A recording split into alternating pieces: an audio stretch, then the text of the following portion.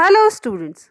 In previous video we started the chapter 9, the making of the national movement 1870s 1947, where we studied about the nationalism,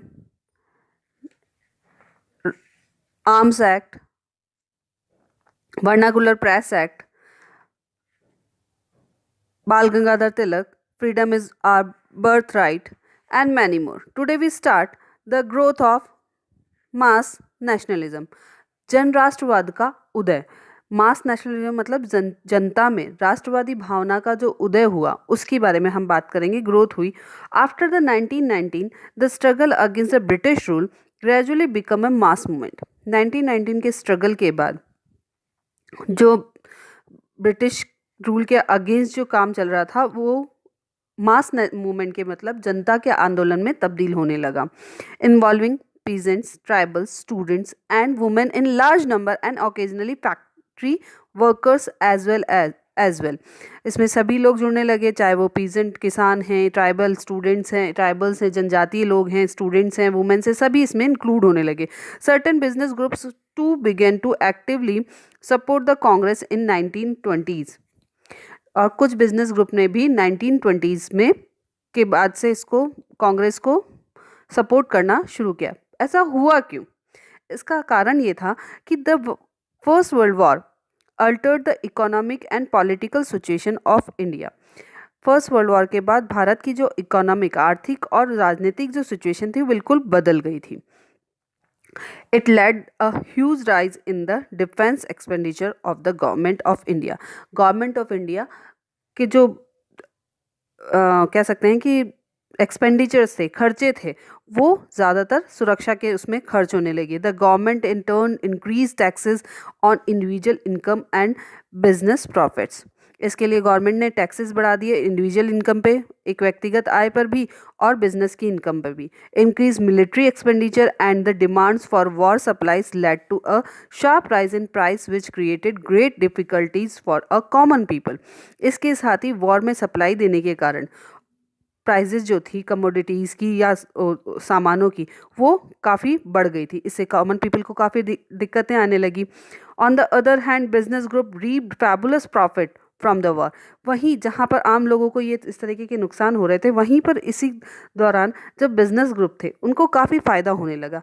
जो भारत के business groups थे उनको फ़ायदा होने लगा, जैसा कि हमने चैप्टर 7 में भी पढ़ा था कि उनको किस तरीके से फर्स्ट वर्ल्ड वॉर से फ़ायदा होने लगा था। और क्योंकि बाहर से जो सामान आना बंद हो गया था, the war created a demand for industrial goods, jute, bags, cloth, rail and cause a decline of imports from other country into India.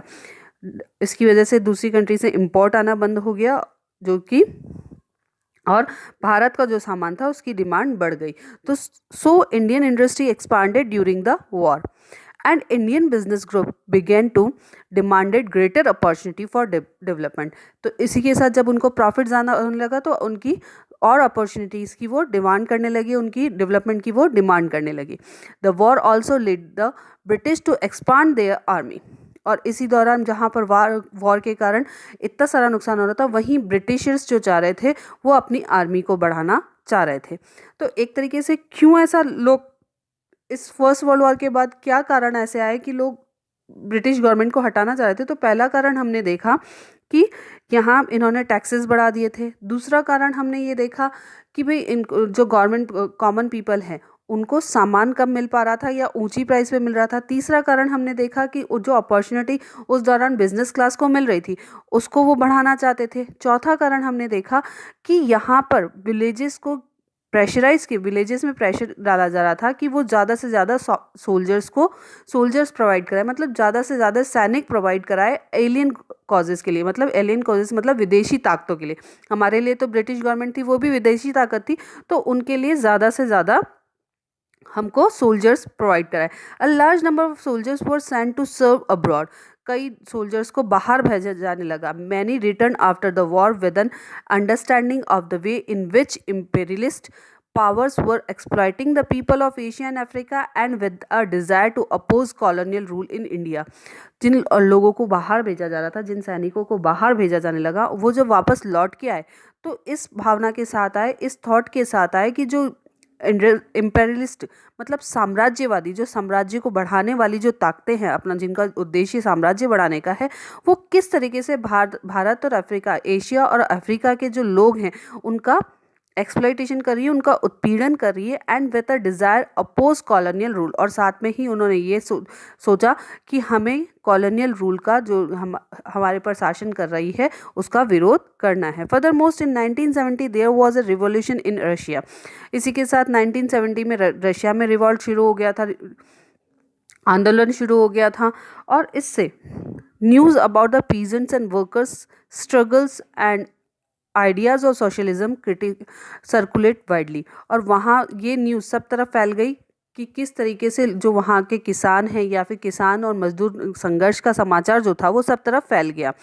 Inspiring Indian nationalist, और इससे भारत के जो नेशनलिस्ट थे, राष्ट्रवादी लोग थे, उनको भी काफ़ी प्रेरणा मिली थी। The advent of Gandhi, Mahatma Gandhi का आगमन कैसे आए, तो हम सबको पता है 1915 में वो यहाँ पर आए थे साउथ अफ्रीका से।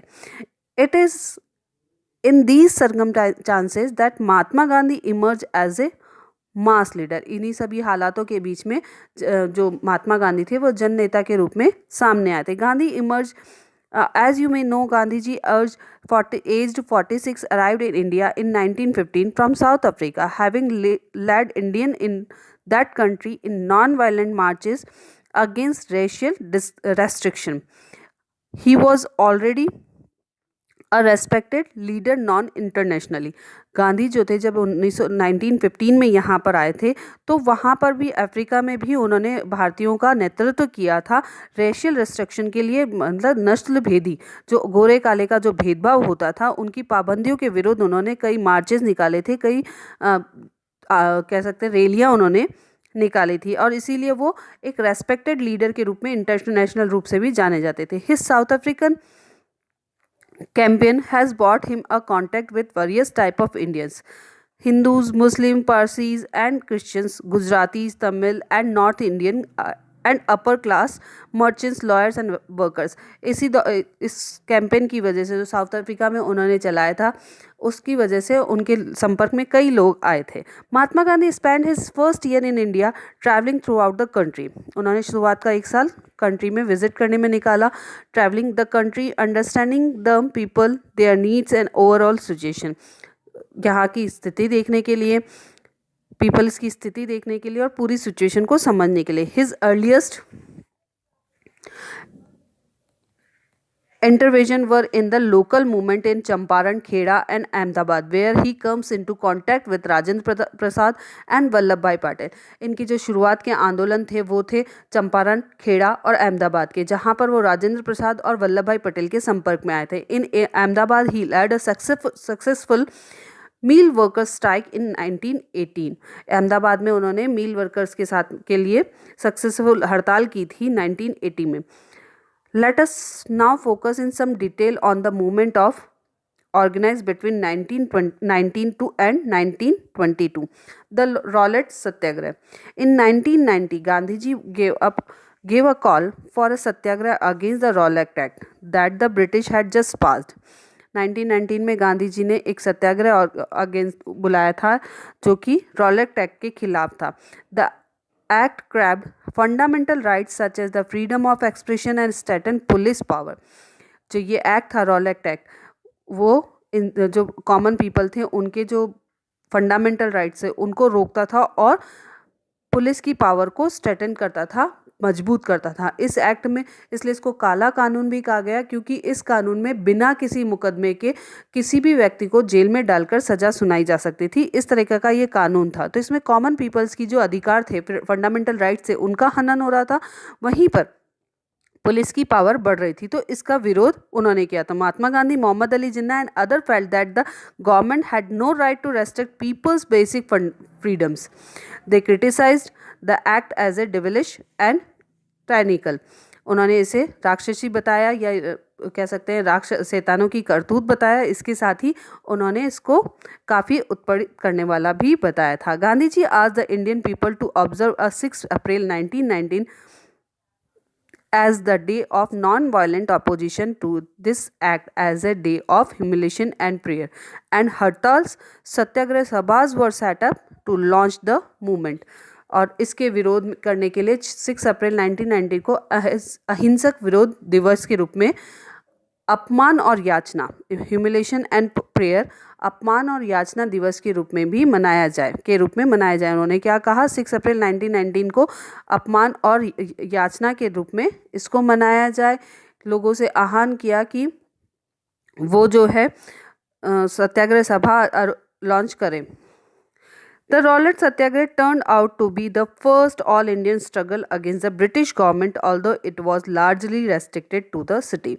रॉलेट सत्याग्रह जो है वो ब्रिटिशों के खिलाफ पहला अखिल भारतीय संघर्ष था। हालांकि देखा जाए तो ये मोटे रूप में सिर्फ शहरों तक ही रेस्ट्रिक्ट था, सीमित था। In April 1919 there were a number of demonstration and हड़ताल्स in the country and the government used brutal measures to suppress them.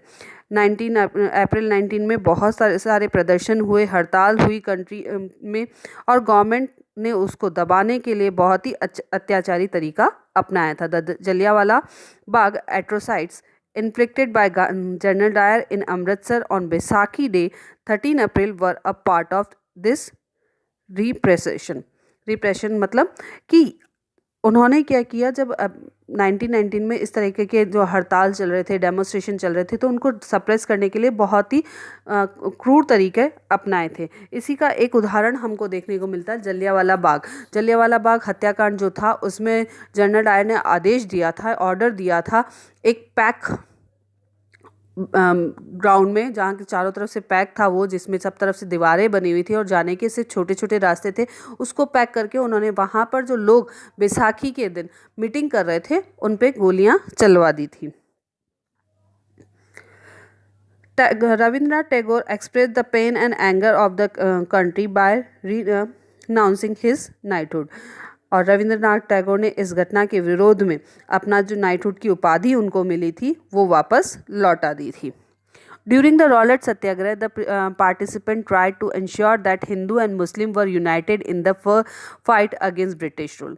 और रॉलेट सत्याग्रह में लोगों ने ये कोशिश की कि हिंदू और मुस्लिम के बीच की जो यूनिटी है ब्रिटिशर्स को भगाने में या ब्रिटिशर्स के साथ में लड़ाई लड़ने में वो बनी रहे। This was also the call of Mahatma Gandhi who always saw India as a land of all the people who lived in the country. ये जो बात थी वो महात्मा गांधी के द्वारा भी कही गई थी, जो ये चाहते थे कि India as a land of all the people, India जो है वो सभी लोगों की है जो यहाँ पर रहते हैं, चाहे वो हिंदू हो, चाहे वो मुसलमान हो या किसी और धर्म से रिलेटेड हो। ही वॉज कीन that the Hindus and Muslim support each other in any just causes. वो चाहते थे कि हिंदू और मुस्लिम एक दूसरे को हर चीज़ में सपोर्ट करें। खिलाफत agitation and the non cooperation movement, खिलाफत आंदोलन और नॉन कॉपरेशन असहयोग आंदोलन। अब क्या हुआ कि यहाँ पर रॉलेट सत्याग्रह के विरोध में चल रहा था, वहीं पर the Khilafat issue was one such cause in 1920 the British imposed a harsh treaty on the Turkish sultan और खलीफा। खिलाफत जो एक और इशू था जो कि 1920 में शुरू हुआ था, जिसमें ब्रिटिशर्स ने क्या किया, एक ट्रीटी संधि उन पे टर्किश सुल्तान पर और खलीफा पर लगा दी थी, उनका शोषण करने हुए या उनको ज़बरदस्ती थोप दी थी। The people were furious about this as they had been about the Jallianwala massacre. जो जलियांवाला बाग का हत्याकांड हुआ था की तरह ही इस घटना में के कारण भी भारतीय लोग जो थे वो काफ़ी गुस्सा हो गए। फेरियस मतलब उनको गुस्सा आ गया था कि भाई एक तरफ जहाँ जलियांवाला बाग का 1919 में जो घटना हुई थी उससे वे वैसे ही गुस्से में थे, और 1920 में जो उन्होंने खिलाफत के सुल्तान और खलीफा के विरुद्ध जो ये संधि लगाई थी उससे भी वो काफ़ी नाराज़ हो गए थे। Also Indian Muslim were keen that the khalifa be allowed to retain control over the Muslim sacred places in the elsewhere Ottoman Empire. वहीं भारत के जो मुसलमान थे वो भी ये चाहते थे कि खलीफा जो है उनको उनकी जो पवित्र जगह है मुस्लिमों की उस पर उनका अधिकार बना रहे, ऑटोमन एम्पायर की जगह। द लीडर ऑफ द खिलाफत एजिटेशन मोहम्मद अली एंड शौकत अली, जो लीडर थे खिलाफत एजिटेशन के, खिलाफत आंदोलन के, वो थे मोहम्मद अली और Shaukat Ali. Now wish to initiate a full fledge non cooperation movement. अब वो नॉन कॉपरेशन मूवमेंट के पूरे सपोर्ट में थे। Gandhi ji support their call and urge the Congress to campaign against the Punjab wrong Jallianwala massacre and the Khilafat wrong and demand swaraj. और महात्मा गांधी जी ने सभी से, कांग्रेस से कहा था कि वो एक आंदोलन चलाएं और उसमें पंजाब के खिलाफ जो हुआ है और पंजाब में जो अत्याचार हुए हैं उसके खिलाफ और खिलाफत के मामले में हुए अत्याचार के विरुद्ध सभी तरफ अभियान चलाएं। The non cooperation movement gain momentum. Non cooperation movement में जो तेजी आई या गति मिली वो 1921-22 में थी। बहुत सारे स्टूडेंट्स जो थे left the government control school and colleges. Many lawyers such as the Motilal Nehru, CR Das, C Rajagopalachari and Asaf Ali gave up their practices. Lawyers ने अपना काम करना छोड़ दिया। British titles were surrendered and legislature boycotted. Britishers जो टाइटल दे रहे थे, उपाधियां दे रहे थे, वो वापस दी जाने लगी। लेजिस्लेचर का, विधान परिषदों का बॉयकॉट शुरू हो गया। People late public bonfire of foreign cloth. Non cooperation movement में लोगों ने विदेशी जो कपड़े थे उनको जलाना शुरू कर दिया। The imports of foreign cloth fell drastically between 1920 and 1922। इस नॉन कॉपरेशन मूवमेंट की वजह से जो फॉरेन से जो क्लोथ आ रहे थे उसमें काफ़ी गिरावट आई। But all this was merely the tip of the iceberg. लेकिन ये सब कुछ जो था वो बहुत ही छोटा था, जैसे आइसबर्ग की टिप होती। Large part of the country were on the brink of formidable revolt. ये क्योंकि ये जो था ये सिर्फ आने वाले तूफान की एक झलक के जैसे ही माना जा रहा था। देश के ज़्यादातर हिस्से एक भारी विद्रोह के कर रहे थे, लेकिन फिर भी ये अभी एक शुरुआत के रूप में ही देखा जा रहा था। पीपल्स इनिशिएटिव्स, लोगों की चहलकदमी या पहलकदमी, शुरुआत करना। In many cases people resisted British rule non violently. अब लोग जो हैं वो अपनी पहल करने लगे और उन्होंने नॉन वायलेंटली, अहिंसात्मक रूप से उनका विद्रोह करना शुरू कर दिया ब्रिटिशर्स का। In other different classes and groups interpreting गांधीजी's call in their own manner, protested in ways that they were not in accordance with his ideas। लोगों ने अपने हिसाब से अपने आंदोलन को करना शुरू कर दिया गांधी जी के नाम से, और काम वो अपने हिसाब से करने लगे जो कि गांधी जी के थॉट के मैच नहीं खाता था या गांधी जी के अकॉर्डिंग नहीं होता था। In either case people link their movement to local grievance let, और साथ में ही लोगों ने अपने जो मूवमेंट है वो लोकल जो मुद्दे थे उससे जोड़ना शुरू कर दिया। जैसे कि Kheda Gujarat Patidar peasants organise non violent campaign against the high land revenue demanded of the British. Kheda Gujarat के पाटीदार जो किसान थे उन्होंने नॉन वायलेंट कैंपेन आंदोलन शुरू किया या अहिंसा अभियान शुरू किया जो कि हाई लैंड रेवेन्यू के खिलाफ था। In coastal Andhra and interior Tamil Nadu liquor shops were picketed. Andhra Pradesh के में इंटीरियर कोस्टल आंध्रा और इंटीरियर तमिलनाडु में लीकर शॉप्स की घेराबंदी की जाने लगी। In the Guntur district of Andhra Pradesh tribals and poor peasants staged a number of forest satyagrahas, sometimes sending their cattle into forest without paying grazing fee। इसी तरीके से जहाँ पर फॉरेस्ट सत्याग्रह शुरू कर दिया गया, लोगों ने वहाँ के रहने वाले लोगों ने उन्होंने बिना फीस दिए अपने कैटल्स को फॉरेस्ट में भेजना शुरू कर दिया। तो ये कुछ तरीके थे जो नॉन कॉपरेशन मूवमेंट को लोग अलग अलग एरिया में अपने हिसाब से चला रहे थे। नॉन कॉपरेशन मूवमेंट का मतलब क्या था? असहयोग आंदोलन। तो असहयोग में उनके जो रूल्स हैं उनका असहयोग करना। तो इस तरीके से लोग अपने हिसाब से उनका असहयोग कर रहे थे। They were protesting because the colonial state had restricted their use of forest resources in various way। वो इसका विरोध इसलिए कर रहे थे क्योंकि ब्रिटिशर्स ने उनको कितनी ही तरीक़ों से परेशान करके उनका जो फॉरेस्ट रिसोर्सेज था उनको यूज़ करने से मना कर दिया था। They believed that Gandhi would get their taxes reduced and have the forest regulation abolished।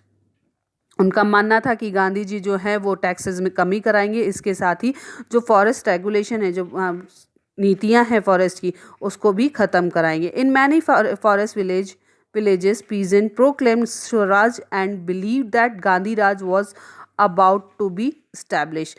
कई लोगों ने अपने हिसाब से घोषणा कर दी कि अब जल्दी ही गांधी राज आने वाला है। In Sindh now in Pakistan Muslim traders and peasants were very enthusiastic about the Khilafat call.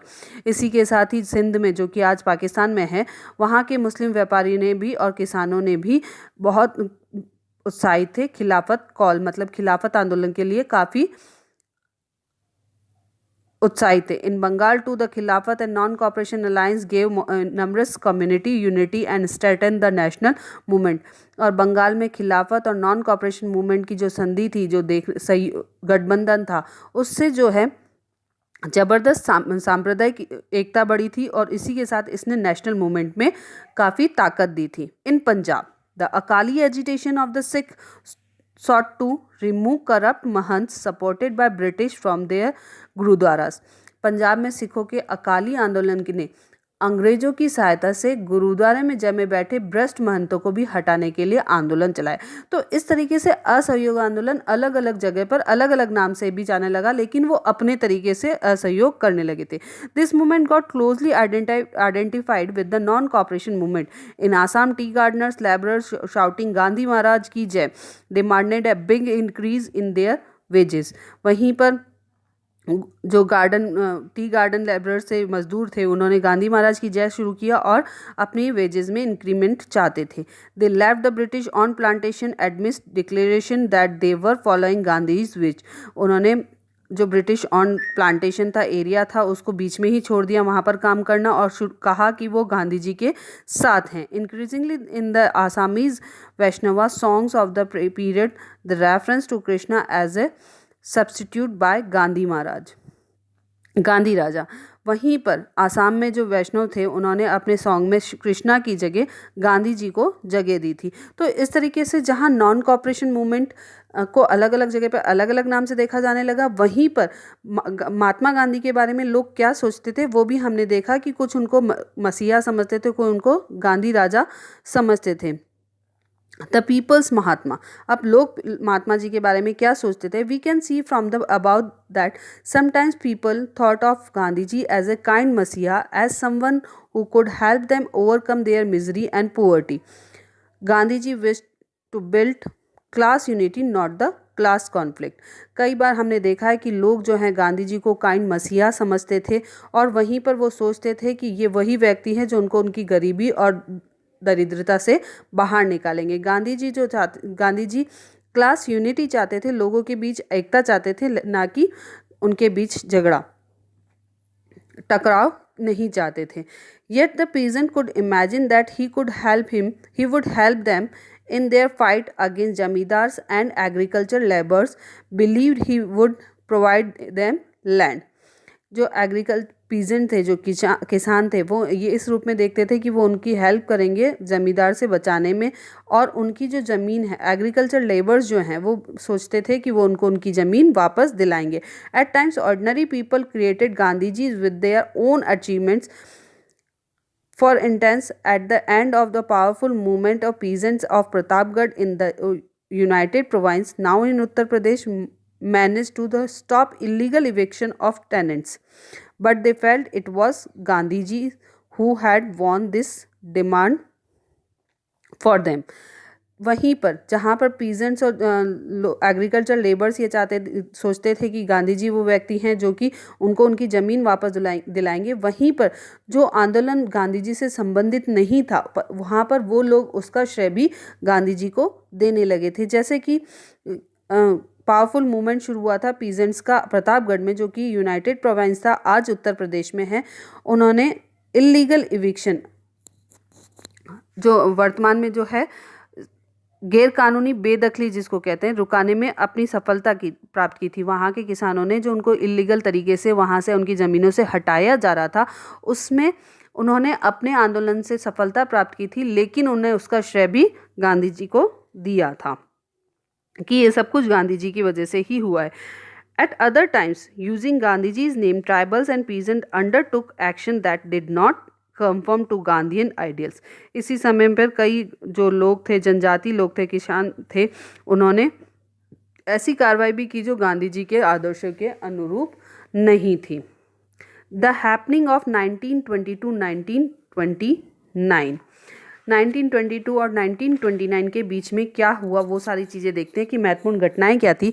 Mahatma Gandhi, as you know, was against the violent movement. He abruptly called off the non-cooperation movement when in February 1922 a crowd of peasants set fire on to a police station in चोरा चोरी. 1920 में वो शुरू हुआ था और 1922 में चोरा चोरी हत्याकांड हो गया था, जिसकी वजह से महात्मा गांधी ने नॉन कॉपरेशन मूवमेंट को वापस ले लिया था. चोरा चोरी हत्याकांड में ये हुआ था कि एक साइलेंट मार्च पे जब पुलिस वालों ने गोली चला दी थी तो उस पर कई वहाँ के जो किसान थे उन लोगों ने पुलिस स्टेशन को जला दिया था.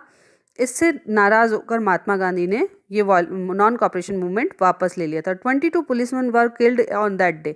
The peasants were provoked because the police had fired on their peaceful demonstration. Once the non-cooperation movement was over, Gandhiji's followers stressed that the Congress must undertake construction work in the rural area.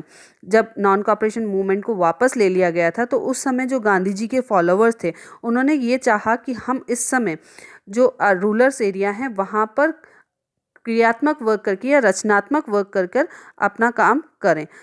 Other leaders such as the Chittaranjan Das and the Motilal Nehru argued that the party should fight election to the council and enter them in order to influence Gandhiji government policies. वहीं पर दूसरे जो नेता थे जैसे कि चित्तरंजन दास थे, मोतीलाल नेहरू थे, उन्होंने कहा था कि हमें परिषदों के चुनाव लड़ने चाहिए और परिषद के चुनाव लड़कर गवर्नमेंट की जो पॉलिसीज़ हैं उनको प्रभावित करना चाहिए. Through sincere social work in villages in the mid 1920s the Gandhis were able to extend their support base. अपना अच्छे से काम करने की वजह से 1920s तक गांधी जी के जो सपोर्टर्स थे उनको काफ़ी सपोर्ट मिलने लगा था लोगों की तरफ से. This proved that to be very useful in launching the civil disobedience movement in 1930. और ये जो था, जो सपोर्ट उनको लोगों से मिल रहा था, जो सिविल डिसोबीडियंस मूवमेंट शुरू हुआ था 1930 में, उसमें सविनय अवज्ञा आंदोलन जो शुरू किया गया था उसमें उनको काफ़ी मदद मिली थी. Two important development of the mid 1920s were the formation of Rashtriya Swayamsevak Sangh, Hindu organisation and the Communist Party of India. इसी के साथ इस दौरान दो बहुत बड़े डेवलपमेंट हुए कि दो ऑर्गेनाइजेशन का डेवलपमेंट हुआ, एक तो राष्ट्रीय स्वयंसेवक संघ का और दूसरा कम्युनल पार्टी का. These party have held very different ideas about the kind of country India should be. ये जो पार्टी थी कम्युनिस्ट पार्टी, उसमें उसके काफ़ी डिफरेंट आइडियाज़ थे अबाउट द इंडिया, कि इंडिया कैसी हो इसके बारे में उनके काफ़ी डिफरेंट आइडियाज़ था. The revolutionary nationalist Bhagat Singh too was active in this period. इसी समय पर भगत सिंह जो थे वो भी एक्टिव हुए थे. The decade closed with the Congress resolving to fight for Purna Swaraj complete independence in 1929 under the presidency of Jawaharlal Nehru. इस दशक के जो आखिरी समय था वहाँ उस समय कांग्रेस ने पूर्ण स्वराज का प्रस्ताव पारित कर दिया था, जिस समय जवाहरलाल नेहरू उनके अध्यक्ष थे, जो कि 1929 में. Independence was observed on 26 January 1930 all over the country. और वहीं से 26 जनवरी 1923 को पूरे भारत में स्वतंत्रता दिवस के रूप में देखा जाने लगा या मनाया जाने लगा. वहाँ से 29 से ही उन्होंने पूर्ण स्वराज की कल्पना कर ली थी और वहाँ से उन्होंने एक इंडिपेंडेंट भारत की कल्पना करना शुरू कर दिया था और भारत को इंडिपेंडेंट मानना शुरू कर दिया था. Hope you understand the chapter. So read this chapter. Remaining part of this chapter, the March two Dandi and quit India movement, right now the removed from the syllabus. Okay, thank you.